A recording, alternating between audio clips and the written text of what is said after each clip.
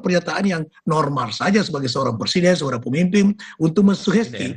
Kalau ke depan ada kegaduhan, kalau ke depan kebijakan-kebijakan itu tidak menyentuh persoalan yang dibutuhkan oleh rakyat, bukan tidak mungkin akan terjadi reshuffle dan Saudara, acara puncak peringatan HUT ke-102 Nahdlatul Ulama di Jakarta, Presiden Prabowo Subianto melempar sinyal reshuffle kabinet.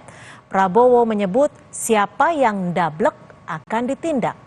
Di depan pengurus PBNU, Presiden Prabowo menyatakan tekadnya mewujudkan pemerintahan yang bersih. Namun ia mendapati ada perlawanan, tapi tak menjelaskan perlawanan dari mana. Dalam 100 hari pemerintahannya, Prabowo mengaku telah berkali-kali memperingatkan aparat dan para pembantunya untuk bersih-bersih diri dan bekerja demi rakyat. Prabowo bilang kalau ada yang bandel dan dablek akan dia tindak. Kami tahu ada perlawanan-perlawanan. 100 hari pertama, ya saya sudah beri istilahnya peringatan berkali-kali. Sekarang siapa yang bandel,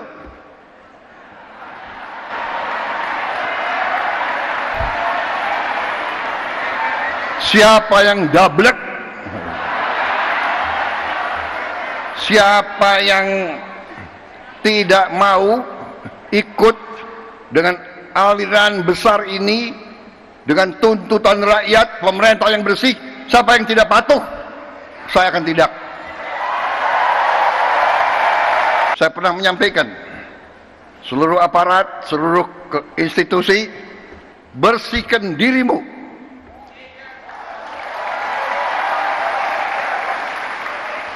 Sebelum kau dibersihkan.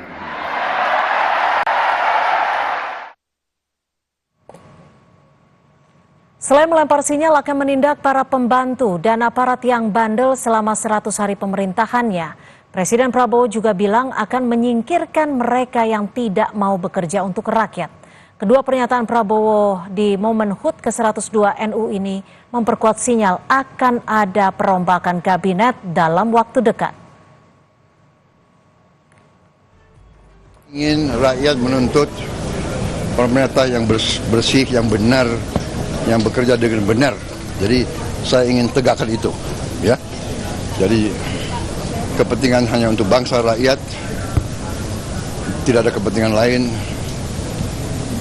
Yang tidak mau bekerja benar-benar untuk rakyat, ya saya akan singkirkan. Ya, mau lebih jelas lagi? Ya. Ketua Harian Partai Gerindra Sufmi Dasko Ahmad menanggapi sinyal perombakan kabinet yang dilontarkan Presiden Prabowo Subianto di acara HUT ke-102 Nahdlatul Ulama di Jakarta. Menurut Dasko, dengan masa pemerintahan yang sudah melewati 100 hari, tentu Prabowo tahu mana menteri yang bisa mengimbangi ataupun yang tidak bisa mengimbangi kerja Presiden. Soal reshuffle, Dasko bilang itu jadi peringatan untuk para menteri. Tentunya dalam evaluasi 100 hari, Presiden tentunya yang kemudian merasakan apakah pembantu-pembantu Presiden sudah maksimal atau tidak maksimal dalam menjalankan tugas-tugasnya. Nah, oleh karena itu, Presiden yang mempunyai hak prerogatif kita serahkan kepada Presiden. Ya, saya pikir kan Pak Prabowo itu kan orangnya terbuka. Kalau dia sudah bicara terbuka, artinya itu adalah warning kepada pembantu-pembantunya, yaitu menteri, untuk kemudian melakukan evaluasi secara internal di kementerian masing-masing. Menteri Perumahan dan Kawasan Permukiman Marwarar Sirait turut merespon sinyal perombakan kabinet yang dilempar Presiden Prabowo. Kata Marwarar, sebagai pembantu Presiden, ia siap dengan segala kemungkinan termasuk jika di reshuffle. Menurutnya, ia sudah bekerja keras sesuai visi Presiden Prabowo Subianto. Kita kan sebagai pembantunya harus siap loh. Kita harus siap dan kita pembantu presiden ya, menjalankan tugas presiden. Saya pikir begitu dan kita bekerja seperti kata Presiden Prabowo, bekerja keras, tidak boleh korupsi ya. dan bisa bekerja sama, karena nggak mungkin kita bekerja sendirian gitu. Presiden Prabowo Subianto mengirim sinyal akan ada perombakan kabinet. Di acara HUT ke-102 NU, Prabowo menyebut akan menindak pembantunya yang bandel dan dablek dan akan menyingkirkan mereka yang tidak mau bekerja untuk rakyat. Bagaimana membaca sinyal reshuffle kabinet Prabowo dan kepada menteri mana saja yang dituju? Sudah ada Nurdin Halid, Wakil Ketua Umum Partai Golkar, dan juga Adi Prayitno, Direktur Eksekutif Parameter Politik Indonesia. Selamat petang, Mas Adi, Pak Nurdin, terima kasih sudah bergabung bersama kami di Kompas Petang. Saya ke Pak Nurdin. Pak Nurdin, ini Pak Prabowo bisa dikatakan pernyataannya cukup tegas, peringatan berkali-kali. Dablek, tidak patuh, bersihkan dirimu atau dibersihkan. Ini sinyal reshuffle, sudah ada isu ini di kalangan Partai Golkar? Saya luruskan dulu, saya bukan Wakil Ketua Umum Partai Golkar ya, saya Wakil Ketua Komisi 6 DPR RI. Oke. Dan senior Partai Golkar ya. Supaya jangan salah. Jadi gini, saya menyimak dengan saksama pernyataan Bapak Presiden. Itu menurut saya pernyataan seorang pemimpin yang memberi motivasi kepada para pembantunya, kepada para menterinya untuk bekerja lebih keras. Nah kalau kita lihat 100 hari kerja pemerintahan sekarang, justru luar biasa ya. Itu suatu prestasi yang istimewa karena menurut survei, lembaga survei itu 80%, 80,9% itu kinerja pemerintahan sangat baik. Ini sangat istimewa dibanding dengan pemerintah ini sejak reformasi, inilah prestasi yang paling tertinggi. Bandingkan dengan Pak Jokowi tahun 2015 awal pemerintahan Pak Jokowi, itu lembaga survei hanya kinerja 100 hari itu 65%. Nah, 80% kinerja pemerintah sekarang itu berarti kinerja para menterinya ditentu dengan arahan dan petunjuk serta komando Bapak Presiden.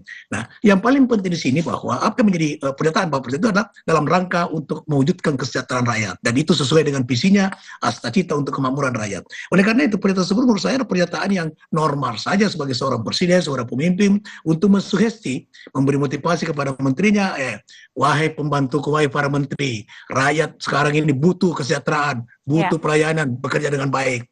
Jangan neko-neko, jangan membandel. Kan kata kalau ada yang membandel, kalau ada yang neko-neko, sekarang saya melihat menteri kan kinerjanya berdasarkan survei, kinerjanya kan semua sangat bagus itu. 80,9 itu kan kinerja seluruh menteri, kinerja seluruh pemerintah, kinerja Bapak Prabowo gitu.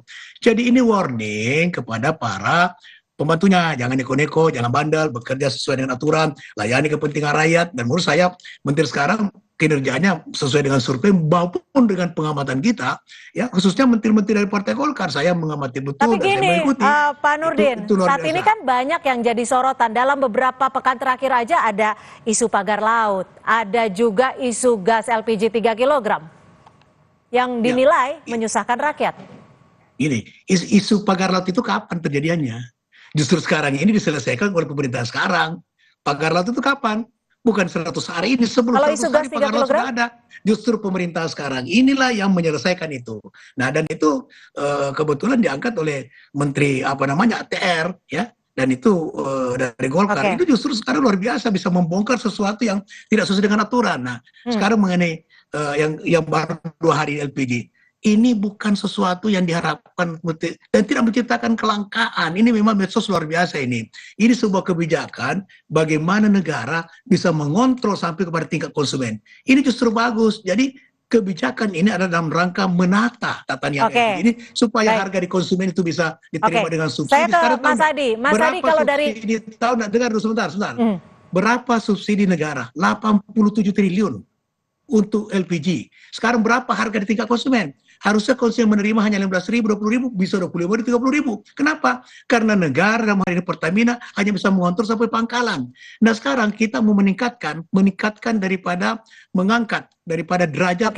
Itu isu lain dari tema kita hari ini. Tapi saya akan ke Mas Adi. Bukan isu lain. Ini dalam rangka untuk menata daripada bagaimana LPG ini bisa diterima oleh konsumen dengan harga subsidi dan bagaimana tidak ada penyimpangan di situ dan bisa dikontrol negara sampai ke tingkat konsumen. Itu tujuannya. Kalau dari Mas Adi, siapa sebenarnya yang dimaksud Pak Prabowo ini? Tapi dijawabnya usai jeda. Tetap bersama kami di Kompas Petang. Masih di Kompas Petang, kita masih membahas terkait dengan pernyataan Presiden Prabowo yang mengirim sinyal akan ada perombakan kabinet. Mas Adi, kalau dilihat dari pernyataan Pak Prabowo ini bisa dikatakan cukup tegas, cukup menusuk seperti itu ya. Kalau dari Mas Adi sendiri menilainya, apakah ada menteri-menteri yang memang sedang disoroti oleh Pak Prabowo? Ya, saya kira memang kalau kita membaca statement dari Prabowo Subianto, tentu tidak lahir dalam ruang hampa, tapi lahir dalam satu situasi di mana memang belakangan ini begitu banyak misalnya kinerja para pembantunya itu yang dinilai menimbulkan kekisruhan dan polemik yang tidak berkesudahan. Jarang-jarang loh Prabowo Subianto itu memberikan statement yang bagi saya itu semacam ultimatum politik kepada para pembantunya, kalau mereka tidak bekerja untuk rakyat akan disingkirkan. Saya menduga kekisruhan-kekisruhan belakangan ini ya apa yang sudah disebutkan tadi, misalnya soal bagaimana soal LPG yang 3 kilogram yang misalnya sosialisasinya tidak baik yang kemudian membuat eceran itu tidak bisa menjual. Kemudian sebelumnya juga adalah soal pagar laut, dan sebelumnya juga misalnya ada statement dari Badan Gizi Nasional yang kemudian mungkin akan menyertakan seperti apa namanya serangga, kemudian ulat sebagai salah satu menu yang kemudian akan dijadikan dalam program makan bergizi gratis, termasuk misalnya sejumlah apa namanya utusan-utusan khusus yang mendapatkan pengawalan yang kemudian juga menimbulkan kontroversi dan seterusnya. Artinya ini semacam warning yang cukup tegas sebenarnya bagi para pembantu dan sekitar presiden. Kalau ke depan ada kegaduhan, kalau ke depan kebijakan-kebijakan itu tidak menyentuh persoalan yang dibutuhkan oleh rakyat, bukan tidak mungkin akan terjadi reshuffle dan pergantian. Apalagi misalnya kita membaca statementnya Pak Sufmi Dasko yang notabene-nya adalah Ketua Harian Partai Gerindra, memang menyebutkan ada menteri yang tidak seirama dengan Prabowo, dan itu terang benderang dan dikutip juga oleh Kompas.com per hari ini. Ini kan mengindikasikan betapa memang menteri-menteri mungkin manuvernya terlampau ekstrim sehingga merugikan presiden. Apalagi misalnya terkait dengan tabung gas 3 kilogram beberapa waktu yang lalu, kan Pak Sufmi Dasko mengatakan itu bukan program presiden. Inilah yang saya kira menjadi satu sinyalmen, bukan tidak mungkin pernyataan Prabowo itu adalah semacam intimidasi politik sebenarnya bagi menteri. Jangan berbuat sesuatu yang justru merugikan presiden, merugikan pemerintah, dan tidak untuk perjuangan rakyat di masa-masa yang akan datang. Jadi jelas Berarti kalau menurut Anda akan ada reshuffle dalam waktu dekat? kalau dalam hitungan cepat ataupun hitungan lambat saya tidak terlampau tahu pasti, tapi Prabowo itu kan sebenarnya memberikan satu diksi yang tegas. 100 hari kerja itu sudah cukup memberikan peringatan, 100 hari itu sudah cukup berbaik-baik. Artinya apa ke depan kalau memang ada apa namanya menteri-menteri itu yang tidak perform, menteri-menteri itu yang kemudian tidak sesuai dengan ekspektasi, apalagi merugikan rakyat, bukan tidak mungkin dalam hitungan hari ke depan juga akan terjadi perombakan ya. Apalagi satu persatu menterinya Prabowo juga sudah mulai bicara, mereka siap sebagai salah satu konsekuensi kalaupun toh harus dievaluasi. Tapi bagi saya secara prinsip ini adalah semacam guidance bagi para menteri, hal-hal yang dianggap negatif, hal-hal yang dianggap kontroversial dan tidak berpihak kepada rakyat di masa-masa lampau, terutama di 100 hari kinerja pemerintah, itu jangan diulangi. Pak Nurdin, kalau disebut tadi oleh Mas Adi, ada menteri-menteri yang dinilai tidak seirama. Ada juga pernyataan Pak Prabowo yang disebut ini merupakan bagian dari intimidasi politik. Bagaimana Anda membaca dan melihat ini? Saya tidak tahu ya, yang mana dimaksud dengan tidak seirama. Saya yakin tidak ada menteri yang berseberangan dengan Bapak Presiden. Tapi Pak Dasko yang ngomong. Pembantu itu kalau, pakai bahasa kalau. Nah, ini dan kalau tidak ada gimana? Nah, kan enggak. Maaf saya potong. Pak Dasko kan membicarakan bahwa program soal gas 3 kg itu tidak sesuai dengan program Pak Prabowo gitu. Pak programnya Prabowo apa? Pak Prabowo itu adalah bagaimana pelayanan kepada rakyat. Bagaimana kesejahteraan bisa tercipta, bagaimana tidak ada korupsi. Apa yang dilakukan oleh Menteri SDM adalah menata tata niaga LPG agar supaya subsidi itu betul-betul sampai kepada yang berkepentingan. Kepada siapa? Rakyat. Sekarang rakyat harus menerima harga LPG 15.000, harga bisa 20.000, 30.000, dan ini tidak bisa dikontrol negara melalui Pertamina karena sistemnya itu hanya sampai kepada pangkalan. Tidak ada maksud daripada kebijakan itu untuk merugikan rakyat. Justru bagaimana rakyat bisa menerima subsidi itu intinya. Nah sekarang di mana perseberangannya dengan Pak Prabowo? Nggak ada. Justru dijabarkan agar supaya Pak Prabowo mengenai kesejahteraan rakyat, pelayanan kepada masyarakat, tidak ada korupsi, artinya subsidi sampai kepada rakyat, sampai kepada konsumen. Nah sekarang ada tata niaga di sini, di mana tidak terkontrol negara. Bagaimana negara bisa mengontrol supaya subsidi bisa nyampe, maka itu kemudian agen ini kan, apa kita tidak tahu kalau ada permainan daripada di pangkalan, permainan daripada agen kepada subagen. Kita nggak tahu itu.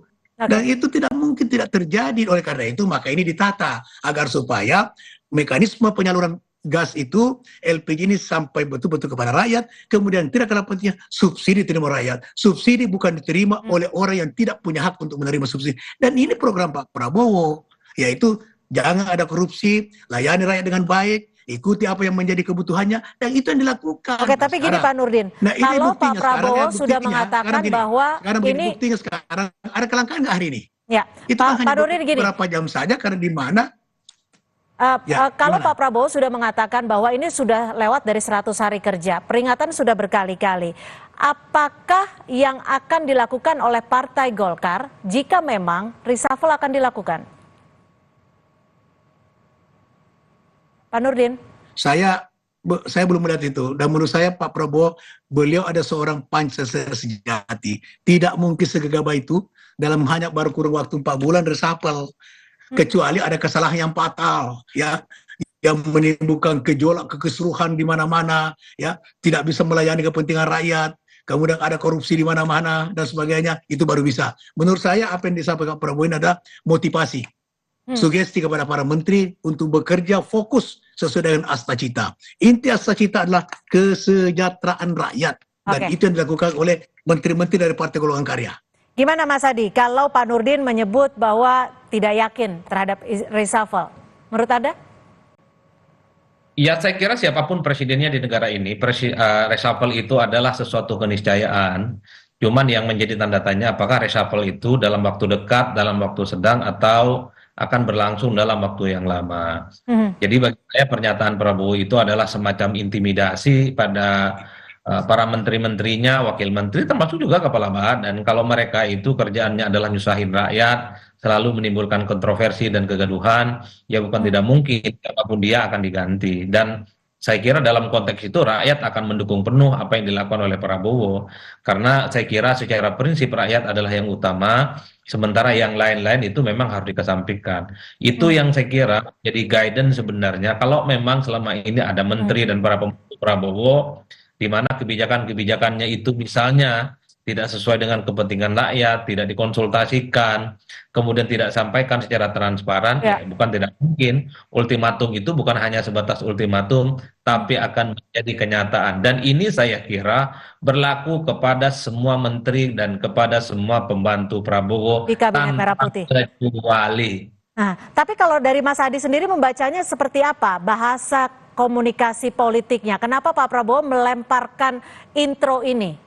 Tidak langsung melakukan reshuffle? Ya sebenarnya Prabowo itu satu hal, ini sudah melampaui 100 hari kinerja, maka tak ada cerita ke depan itu para pembantunya ini tidak mewujudkan semua mimpi-mimpi dan keinginan Prabowo yang dimana programnya itu menyentuh langsung rakyat. Program-program yang disebut dengan populis, kan kita tahu bahwa misalnya program makan bergizi gratis, kemudian soal pemeriksaan kesehatan bergratis, sebentar lagi juga akan dibangun 3 juta rumah.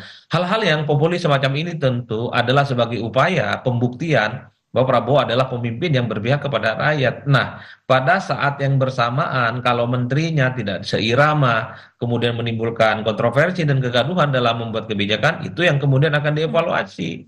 Kan ini yang saya sebut sebagai ultimatum. Ultimatum itu semacam intimidasi, bisa dilakukan satu reshuffle, tapi juga bisa dipending reshuffle-nya kalau ada perbaikan-perbaikan dan penyesuaian yang diinginkan oleh Prabowo. Jangan-jangan menteri yang mungkin kena semprit ini di kemudian hari kinerjanya melesat, kinerjanya bagus, sehingga Prabowo juga akan membuat respect. Jadi inilah yang saya sebutkan bahwa ke depan setelah 100 hari kinerjanya tak ada lagi cerita tuh menteri dan pembantunya kemudian melakukan kegiatan-kegiatan dan manuver politik yang justru membuat wajah pemerintahan itu dipermalukan di depan. Baik, terima kasih Mas Adi Prayitno dan juga Pak Nurdin Halid sudah berbagi perspektif bersama kami di Kompas Petang sore hari ini. Terima kasih, selamat sore. Terima kasih. Assalamualaikum Mas Adi. Waalaikumsalam.